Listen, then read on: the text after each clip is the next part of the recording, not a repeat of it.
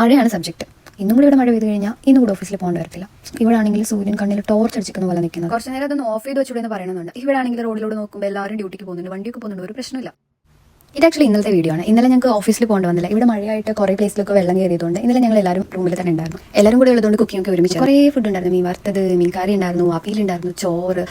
നാട്ടിലൊക്കെ ഒരു ഫീൽ പറയണ്ടല്ലോ. മഴയും കൂടെ ആകുമ്പോൾ മിസ്സിംഗ് വീട് ലോട്ട്. റൂമിലിരുന്നിട്ട് ഈ ക്ലൈമറ്റ് ഒക്കെ കാണാൻ നല്ല രസം. ഞങ്ങൾ വെറുതെ വെതർ കാണാൻ വേണ്ടിയിട്ട് പുറത്തിറങ്ങിയത്. ഇറങ്ങിയപ്പോൾ അറിഞ്ഞത് ജാക്കറ്റ് ഇല്ലാതെ ഇറങ്ങാൻ പാടില്ല. പിന്നെ 5 പേർക്ക് ഒരേ ബുദ്ധി ആയതുകൊണ്ട് 5 പേര് ജാക്കറ്റ് എടുത്തിട്ടുണ്ടായിരുന്നില്ല. കാറ്റടിച്ചിട്ടുണ്ടല്ലോ, ആത്മാ ശരീരത്തിൽ നിന്ന് വിട്ടുപോകുന്ന അവസ്ഥയാണ്. തിരിച്ചുകൊണ്ട് ജാക്കറ്റ് എടുത്തിട്ട് വന്നാലോന്നൊക്കെ ആലോചിച്ചു. പക്ഷേ ഇനി തിരിച്ചു പോകാൻ വയ്യാത്തൊരു അവസ്ഥയായിപ്പോയി.